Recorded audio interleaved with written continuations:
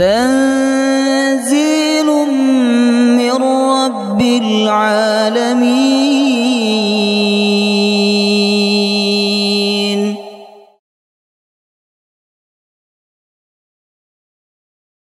يا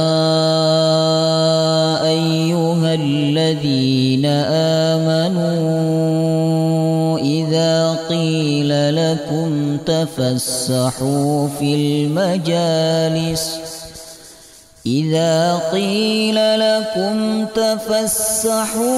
المجالس فافسحوا يفسح الله لكم وإذا قيل انشزوا فانشزوا يرفع الله الذين آمنوا منكم والذين أوتوا العلم درجات والله بما تعملون خبير.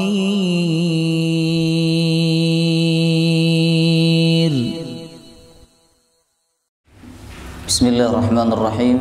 الحمد لله رب العالمين، نحمده ونستعينه ونستغفره ونعوذ بالله من شرور أنفسنا وسيئات أعمالنا، من يهده الله فلا مضل له ومن يضلل فلا هادي له، وأشهد أن لا إله إلا الله وحده لا شريك له، وأشهد أن محمدا عبده ورسوله لا نبي ولا رسول بعده.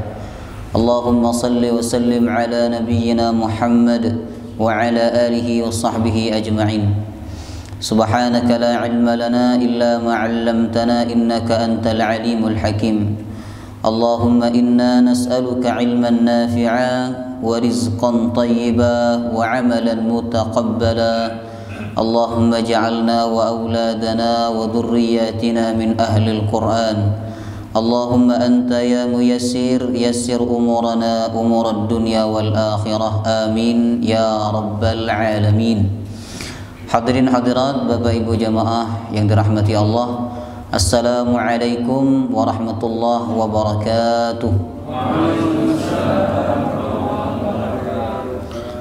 Alhamdulillah, Allah takdirkan kita untuk bertemu kembali di majelis yang mulia ini, majelis Al-Quranul Karim, untuk membaca dan memahami kitab suci Al-Quranul Karim. Semoga ini tidak hanya karena izin Allah, tapi Allah juga ridha dengan perkumpulan ini, sehingga menjadi kemuliaan yang bisa kita jadikan sebagai bekal untuk menghadap Allah Subhanahu wa ta'ala. Amin ya rabbal alamin. Hadirin hadirat jamaah rahimakumullah, kita akan lanjutkan kajian tafsir surah Al-Baqarah. Pekan kemarin kita mengakhiri sampai ayat 110. Betul ya? 110. Sekarang kita masuk 111, insyaallah sampai 112. A'udzu billahi minasy syaithanir rajim.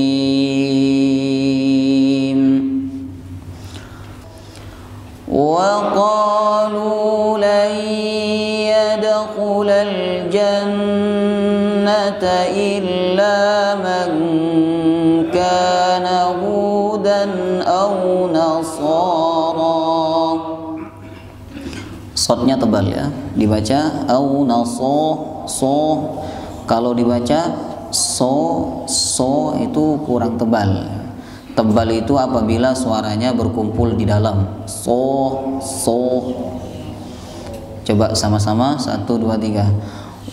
Wa qalu lan yadkhulal jannata illa man kana hudan aw nasara.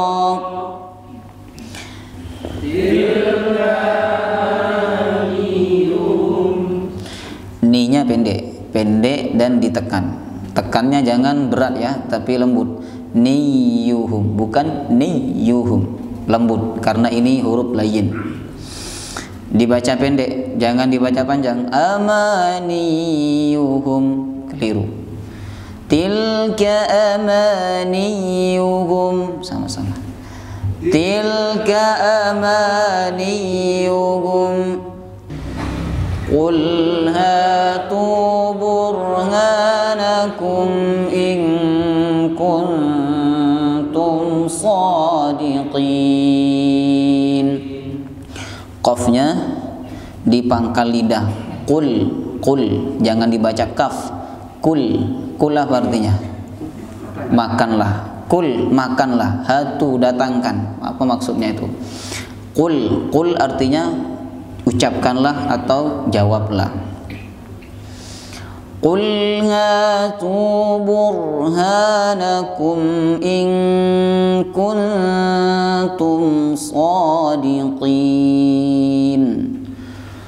Qul hatu burhanakum in kuntum shadiqin.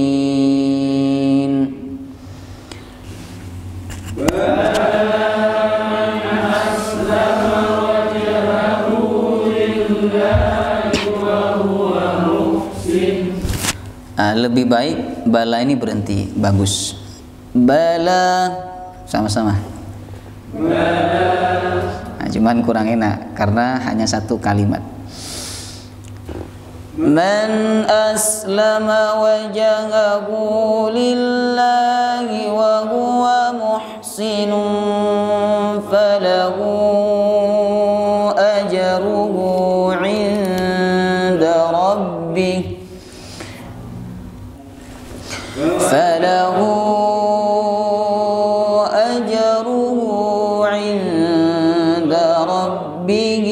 wala khawfun 'alaihim wala hum yahzanun. Baik, kita terjemahkan dulu supaya ada gambaran sebelum masuk ke tafsirnya. Wa qalu, dan mereka berkata, yang dimaksud mereka adalah ahlul kitab. Ahlul kitab ada berapa? Ada dua, Yahudi dan Nasrani. Apa perkataan mereka? Ini perkataan yang menyombongkan diri tanpa dasar. La yadkhulal jannata illa man kana hudan. Tidak akan masuk surga kecuali orang yang beragama Yahudi. Au Nasara, ataupun Nasrani juga berkata demikian. Jadi terjemahan yang betul, orang Yahudi berkata tidaklah masuk surga kecuali orang yang beragama Yahudi. Nasrani juga mengklaim, kata orang Nasrani, tidaklah masuk surga kecuali yang beragama Nasrani. Jadi tidak boleh diterjemahkan tidaklah masuk surga kecuali Yahudi atau Nasrani. Tidak boleh begitu terjemahnya. Inilah pentingnya belajar tafsir, ya. Kemudian Allah membantah pernyataan mereka. Tilka amaniyuhum, itu hanya angan-angan mereka saja. Qul, katakanlah kepada mereka wahai Muhammad, hatu burhanakum, datangkan bukti. In kuntum shadiqin, jika kalian benar dengan pernyataan kalian. Bala, kata Allah, tidak. Yahudi, Nasrani bukanlah penghuni surga. Lalu siapa penghuni surga itu? Man aslama, orang yang Islam. Apa artinya Islam? Islam artinya berserah atau tunduk. Orang yang menyerahkan wajahahu, wajahnya atau dirinya, lillahi, kepada Allah, wa huwa muhsinun, dan dia selalu berbuat baik sesuai tuntunan Allah. Falahu ajruhu 'inda rabbih, maka baginya ajruhu, pahala atau upah, inda rabbih, dari sisi Allah. Wala khaufun alaihim, dan tidak ada rasa takut atas mereka. Wala hum yahzanun, dan tidak ada rasa sedih atas mereka. Paham? Perlu dijelaskan. Ini masih berbicara tentang orang Yahudi, ya. Ayat sebelumnya mereka punya sifat sangat dengki kepada orang beriman. Salah satu kedengkian mereka amat sangat ingin kalau orang beriman itu apa? Murtad. Ini yang di ayat 109 ya. Jadi keinginan terbesar mereka bukan membunuh orang beriman, bukan membuat miskin orang beriman, tapi keinginan terbesar mereka adalah bagaimana orang Islam itu murtad dari agamanya. Sedangkan ayat ini berbicara tentang kesombongan ahlul kitab. Mereka menyatakan, Yahudi menyatakan la yadkhulul jannah, tidak akan pernah masuk surga, illa man kana hudan, kecuali orang yang beragama Yahudi. Artinya selain yang beragama Yahudi berarti masuk neraka. Yang agama Nasrani masuk neraka, agama Islam masuk neraka. Pokoknya selain beragama Yahudi, menurut mereka semuanya tidak akan masuk surga. Nasrani juga mengklaim demikian. Kata Nasrani, la yadkhulul jannata illa man kana nasara, tidaklah masuk surga kecuali yang beragama Nasrani. Maka jemaah rahimakumullah, perkataan ini menunjukkan bahwa mereka merasa lebih baik daripada yang lainnya. Maka siapa di antara kita yang merasa lebih baik karena banyak beribadah kepada Allah, merasa lebih pintar, merasa lebih salih, merasa lebih kaya, merasa lebih terhormat, berarti dia sama dengan Yahudi. Ya, sama dengan Yahudi. Orang yang merasa mulia justru dia hina di hadapan Allah. Sebaliknya orang yang merasa hina justru dia mulia di hadapan Allah. Ini rumus, ya. Kalau kita ingin menjadi orang yang mulia di hadapan Allah, maka kita harus merasa hina. Tapi kalau kita merasa mulia, justru kita hina di hadapan Allah Subhanahu wa taala. Sebagaimana sabda Rasulullah, "Man tawadhu'a rafa'ahu Allah."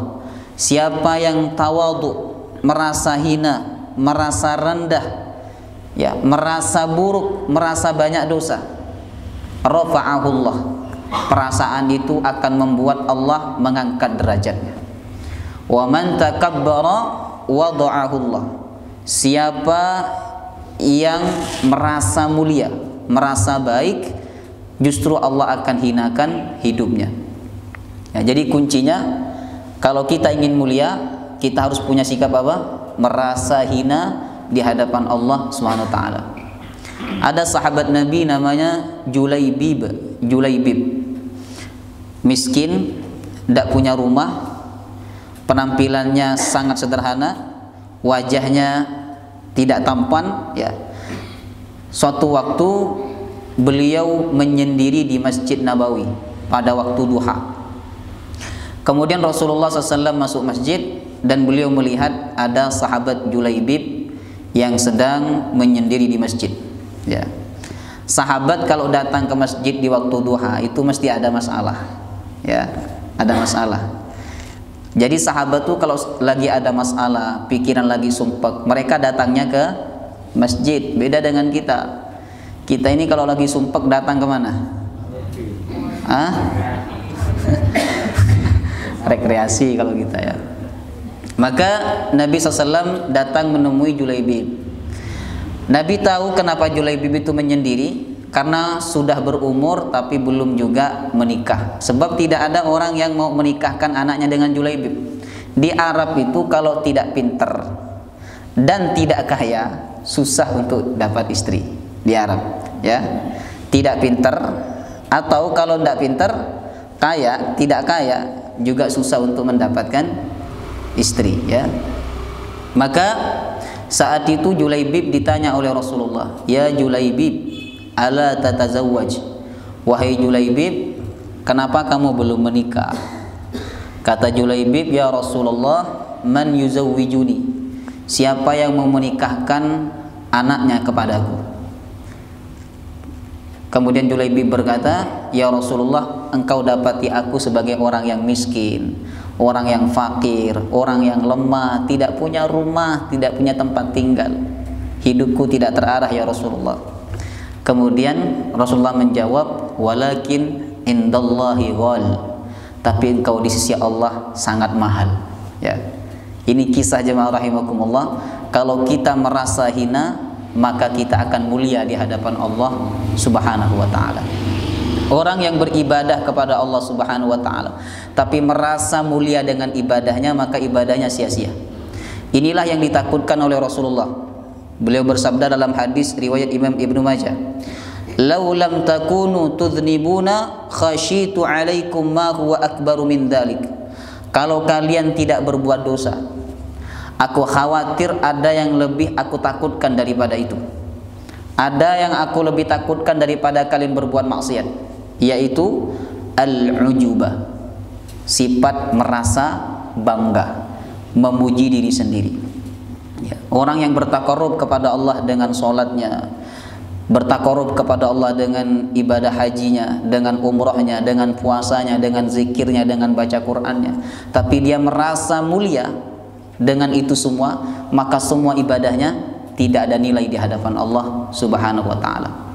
Nah, sebaliknya ya, jemaah rahimakumullah, orang yang merasa fakir di hadapan Allah, merasa lemah di hadapan Allah Subhanahu wa taala, kemudian dia bersimpuh di hadapan Allah dan dia berkata, ya Allah, aku hamba yang banyak dosa.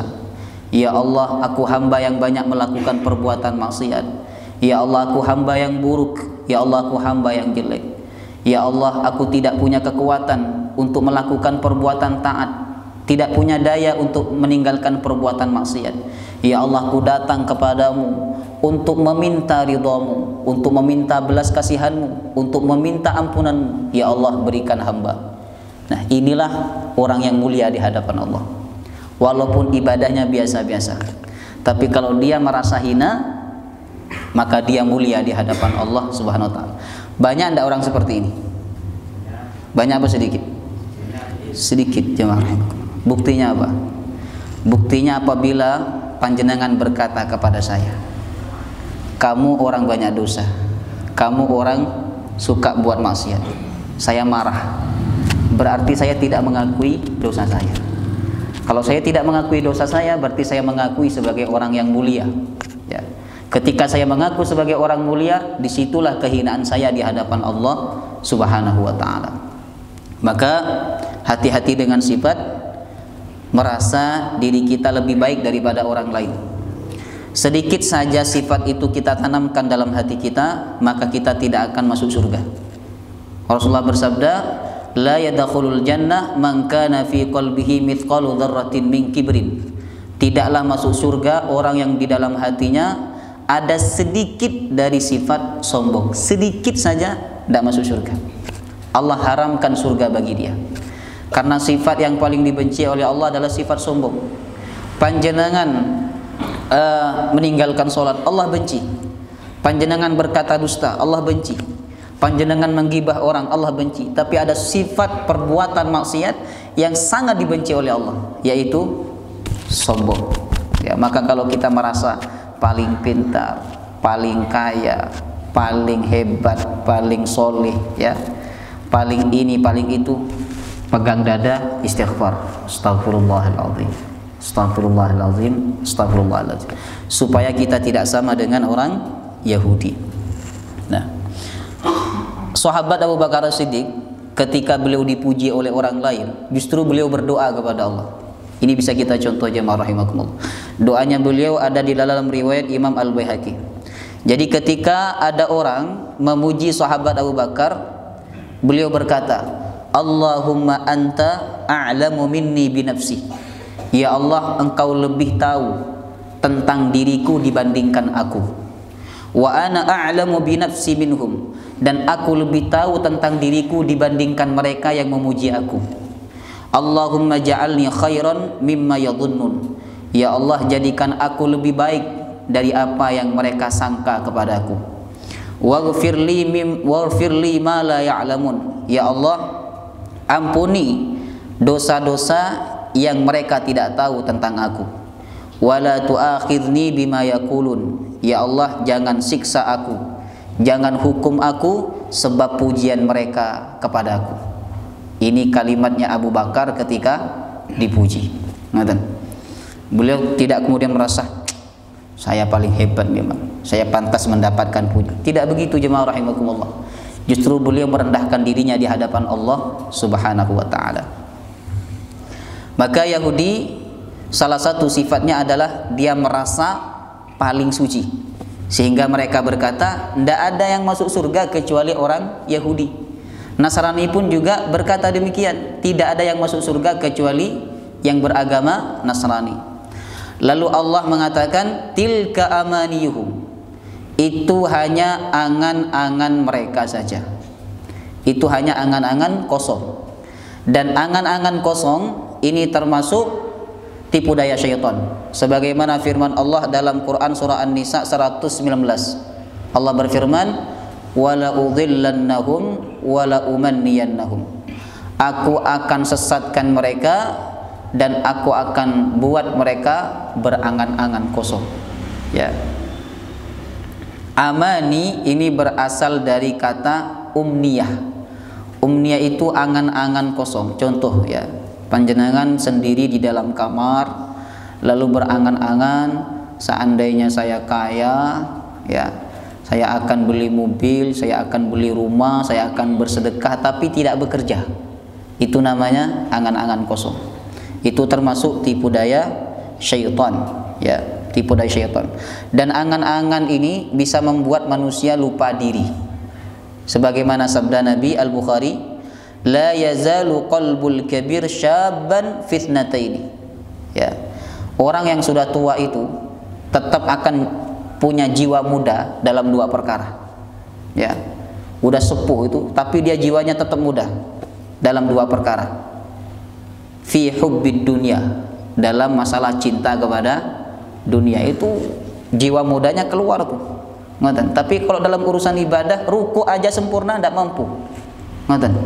Tapi kalau urusan dunia, wah, darah mudanya keluar tuh, ya. Sakit pun dipaksakan. Watulil amal, dan panjangnya angan-angan, ya, darah mudanya keluar. Maka jemaah rahimakumullah, janganlah kita berangan-angan kosong sebagaimana orang Yahudi. Kemudian bagaimana cara membantahnya? Ketika ada orang berkata, saya ini ahli surga, tidak ada yang masuk surga kecuali saya. Bagaimana cara membantahnya? Allah ajarkan di sambungan ayatnya, qul hatu burhanakum in kuntum shadiqin. Qul, katakanlah kepada mereka wahai Muhammad, hatu, datangkanlah, burhanakum, bukti kalian, in kuntum shadiqin, jika kalian memang benar dengan ucapan kalian. Mana dalilnya? Mana buktinya kalau kalian ahli surga dan tidak ada yang masuk surga kecuali kalian? Mana dalilnya? Ini pelajaran bagi kita bahwa ketika kita berucap dalam urusan agama harus ada dalil. Maka usahakan semua perilaku kita, amal kita, ya, ibadah kita itu berdalil, ya. Dan kita harus tahu dalilnya walaupun lupa. Ya. Kalau ditanya mana dalilnya, saya pernah belajar dulu. Kalau mau ayo ke rumah. Ya, ke rumah ternyata tidak dikasih dalil, dikasih makan. Ya. Usahakan ada dalilnya jemaah rahimakumullah. Panjenengan mengangkat tangan, ya, sejajar dengan telinga, itu usahakan ada dalilnya. Walaupun panjenengan tidak hafal, paling tidak panjenengan pernah belajar, ya. Kemudian mengangkat tangan lurus dengan pundak, usahakan panjenengan pernah belajar dalilnya. Sejajar dengan dada, usahakan panjenengan pernah belajar dalilnya. Ngoten. Jadi kalau ditanya orang mengangkat tangan sejajar dengan telinga itu ada dalil enggak? Ada, tapi saya enggak hafal. Nah, ngoten. Kemudian cara panjenengan meletakkan tangan itu usahakan ada dalilnya. Pernah belajar dalilnya panjenengan? Jangan-jangan selama ini ikut-ikutan aja. Kemudian cara rukuknya, sujudnya. Jadi usahakan seluruh aktivitas ibadah kita itu berdalil, ya. Karena begini, dalam kaidah dikatakan semua ibadah itu tidak boleh kita lakukan kecuali ada dalilnya. Itu kaidah. Tapi urusan dunia, selain urusan agama, ya, urusan dunia boleh kita lakukan, ya, selama tidak ada dalil yang melarang. Itu kalau dalam urusan dunia. Maka usahakan ada dalilnya. Karena perintah pertama yang turun kepada Rasulullah itu bukan perintah sholat, tapi perintah apa? Iqra, bacalah. Artinya apa? Pahami aturan dulu. Pahami aturannya. Maka ulama berkata, al-ilmu qabla al-qawli wal amal. Ilmu itu sebelum ucapan dan sebelum amal. Ilmu tidak hanya bermodal semangat Bapak Ibu, tapi juga harus bermodal ilmu. Inilah pentingnya belajar. Maka ketika orang Yahudi berkata, kami ini penghuni surga, tidak ada orang yang bisa masuk surga kecuali yang beragama Yahudi. Nah, cara menjawabnya bagaimana? Hatu burhanakum. Mana buktinya? Mana dalilnya? Ada tidak kitab kalian mengatakan bahwa penghuni surga itu hanya Yahudi? Ada tidak? Tidak ada. In kuntum shadiqin, jika memang kalian benar dengan ucapan kalian. Kemudian siapa ahlu surga? Allah sebutkan di ayat berikutnya. Nah, kalau kita ingin jadi ahli surga, nah, amalkan dua perkara ini. Bala man aslama wajahahu lillah. Bala ini bantahan untuk pernyataan sebelumnya. Artinya bala ini membantah pernyataan orang Yahudi atau orang Nasrani. Lalu siapa yang masuk surga? Man aslama. Orang yang aslama, menyerahkan. Aslama dari kata Islam, ya. Jadi Islam itu satu akar kata dengan aslam, orang yang menyerahkan. Orangnya disebut dengan muslim. Nah, orang yang menyerahkan wajahahu, wajahnya. Kok wajah, Ustaz? Kan yang diserahkan kepada Allah semuanya. Kenapa disebut wajah? Karena wajah itu bagian terhormat dalam badan manusia, bagian terhormat, bagian terpenting dalam tubuh manusia. Sehingga wajah itu mengekspresikan kondisi hati, sedang bahagia, kondisi hati sedang sedih, itu bisa kita tahu dari wajah. Bukti wajah itu bagian penting adalah kalau panjenengan menikah, ingin menikahi wanita, itu lihat wajah apa lihat tangan? Hah? Nah, siapa tahu panjenengan warok tidak mau lihat wajah, lihat tangan, oh tangannya putih mulus, cantik. Maka sunnah, ya, ketika dilamar wanita-wanita itu, ketika dilamar oleh laki-laki, sunnah dia memperlihatkan wajahnya. Sunnah dia pakai cadar, sunnah memperlihatkan wajahnya. Kalau pakai foto, Ustaz, tidak bisa, karena foto sekarang banyak yang menipu, ya. Putih di fotonya. Saya di kamera ini putih, Pak. Di YouTube itu saya kemarin datang ke Pontianak, wah, Ustadz kok di YouTube putih saya? Wah, ini ngejek teman-teman, ya. Karena tidak bisa kita jadikan ukuran kalau di foto, ya, apalagi di kamera itu tidak bisa. Harus lihat secara langsung. Itu sunnah hukumnya memperlihatkan wajahnya, sunnah, ya. Nah, jadi kalau ada orang ingin menikahi wanita, yang dilihat adalah wajah. Ini menunjukkan bahwa wajah itu bagian yang sangat penting. Oleh karena itu yang disebut oleh Allah dalam ayat ini adalah wajah, ya, wajah. Padahal maksud disebutkan wajah ini maksudnya adalah semua, ya. Kalau dalam kaidah usul fikih itu dzikrul juz'i wa iradatul kulli, menyebutkan sebagian tapi maksudnya semua. Contoh, uhilla lakum hurrimat alaikumul maitatu waddamu walahmul khinzir.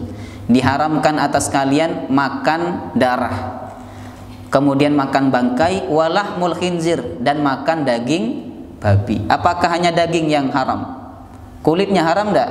Haram. Bulunya haram, tulangnya haram. Kenapa disebutkan daging? Karena itu bagian yang paling inti. Disebutkan sebagian tapi maksudnya semua, ya. Wajah yang dimaksud dalam ayat ini maknanya ada dua. Yang pertama secara fisik, ya. Maka diterjemahkan orang yang menyerahkan dirinya, ya, jiwa dan raganya lillah kepada Allah Subhanahu wa taala. Ya. Dia serahkan kepada Allah. Ini sebagaimana pernyataan dia ketika dia sholat, ya, kan ada doa iftitah itu, inna sholati wa nusuki wa mahyaya wa mamati lillahi rabbil alamin. Salatku, ibadahku, hidupku, matiku hanya untuk Allah. Inilah yang disebut dengan man aslama wajahahu lillah. Kemudian yang kedua, wajah di sini dari kalimat wijhatun. Wijhatun artinya tujuan.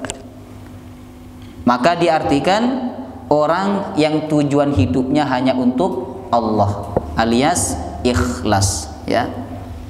Jadi kalau kita ingin masuk surga, syarat pertama aslama wajahahu lillah, menyerahkan jiwa dan raga kita kepada Allah dan beramal dengan ikhlas karena Allah Subhanahu wa taala.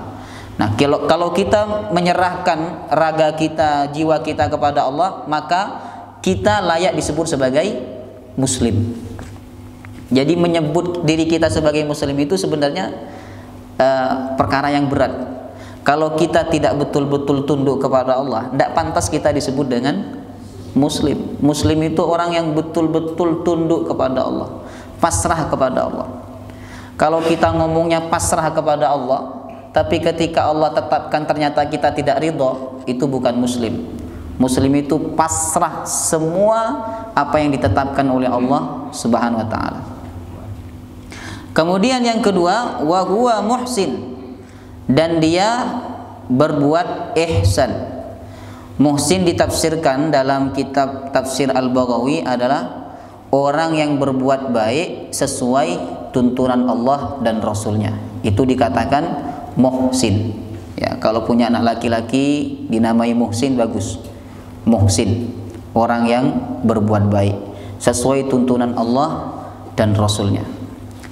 Sebab ada perbuatan baik tidak sesuai tuntunan Allah itu tidak diterima, ya.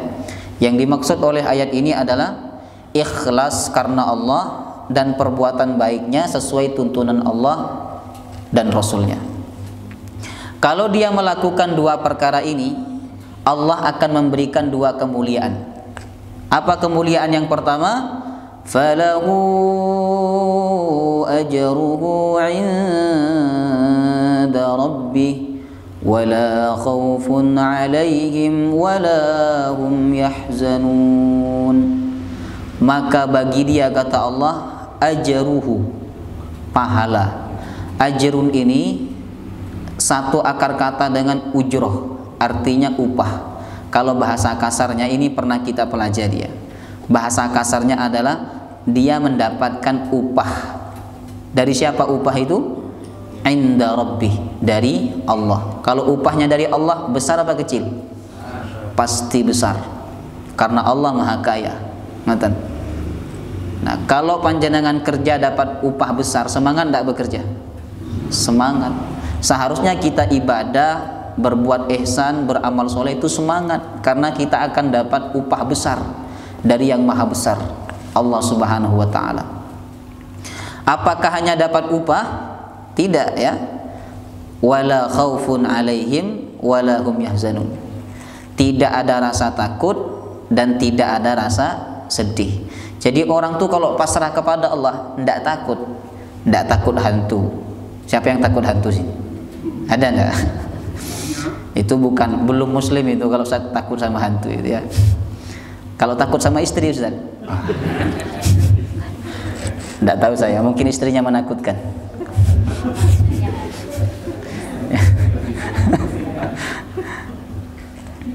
Wala khaufun alaihim wala hum yahzanun. Tidak takut dan juga tidak sedih, alias bahagia. Jadi orang bahagia itu, Bapak Ibu, tidak takut dan juga tidak sedih. Sebab ada orang tidak takut tapi sedih. Ada orang sedih tapi ada orang tidak sedih tapi takut. Ngoten. Nah, orang bahagia itu adalah tidak takut dan juga tidak sedih, itu bahagia. Jadi Allah akan kasih dua kemuliaan. Pertama, upah dari sisi Allah, yaitu surga. Kemudian yang kedua, bahagia. Lengkap nih, upahnya besar dan bahagia. Ada kan orang itu gajinya besar tapi hidupnya tidak tenang, ada enggak? Ada banyak, 1 bulan 50 juta tapi tidak tenang hidupnya. Ya. Ada orang itu dalam 1 hari bisa dapat uang miliaran rupiah, ya, tapi hidupnya tidak tenang, dikejar-kejar masalah, ya. Jangan coba-coba melawan Tuhan, sebab tidak ada manusia yang menang ketika melawan atau berhadapan dengan Allah Subhanahu wa taala. Qarun kaya raya, tapi karena dia melawan Tuhan, Allah tenggelamkan hartanya. Firaun kurang kaya apa? Kurang hebat apa dia? Tapi karena dia melawan Tuhan, Allah tenggelamkan. Ya. Jadi tidak ada yang bisa melawan Allah Subhanahu wa taala, ya. La haula wala quwwata illa billah. Tidak ada kekuatan, tidak ada daya kecuali milik Allah Subhanahu wa taala. Jadi ada orang itu gaji besar tapi tidak tenang. Ada sebaliknya, gaji kecil tapi hidupnya tenang. Pilih mana? Ini pertanyaannya. Gaji besar dan tenang. Ada enggak gaji besar dan tenang itu? Ada, ini dia. Gaji besar dan tenang, yaitu ikhlas dan beramal soleh. Itu gajinya besar dan tenang, ya. Kalau di dunia ini kita cari ketenangan, salah jalan kita, Bapak Ibu. Dunia ini tempat kesenangan dan juga tempat kesedihan. Kadang kita senang, kadang kita sedih. Ini dunia. Jadi kalau panjenengan mencari kesenangan abadi, kesenangan hakiki di dunia ini, salah tempat panjenengan. Kalau ingin mencari kebahagiaan yang abadi, tidak pernah sedih, tidak pernah takut, itu hanya adanya di mana? Di surga. Makanya Allah bilang, wala khaufun alaihim wala hum yahzanun. Tidak ada rasa takut dan tidak ada rasa sedih. Ngaten. Kalau panjenengan dikabarkan misalnya di Kalimantan nih, Kalimantan tuh tempatnya kalau kerja di sana nih gajinya besar, 1 bulan misalnya 100 juta. Kemudian ndak mungkin sedih, ndak mungkin takut. Panjenengan pengen ndak pindah ke sana? Pengen ndak? Pengen kan? Kalau perlu sekarang pindah ke sana kan? Nah, sekarang Allah kasih tahu nih, surga itu nikmatnya banyak, tidak ada rasa sedih dan tidak ada rasa takut. Pengen ndak?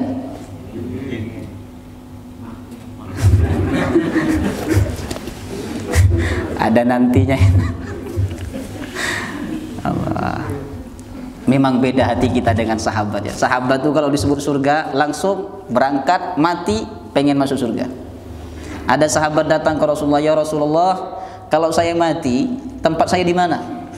Kata Nabi, kalau kamu mati di peperangan, tempat kamu di surga.